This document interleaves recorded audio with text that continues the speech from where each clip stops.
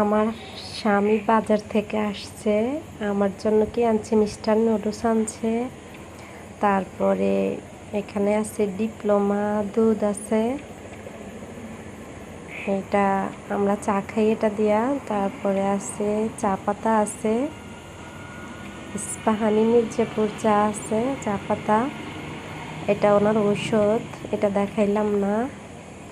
তারপরে আছে এখানে আছে একটা বিস্কিটের প্যাকেট, এই আর কি। আবার উনি কোক খাইছে বাজারে, আমার জন্য অর্ধেকটা নিয়ে আসছে, সবসময় এরকমই করে, এই আর কি। আমার জন্য নিয়ে আসে অর্ধেকটা, অর্ধেকটা সে খায়।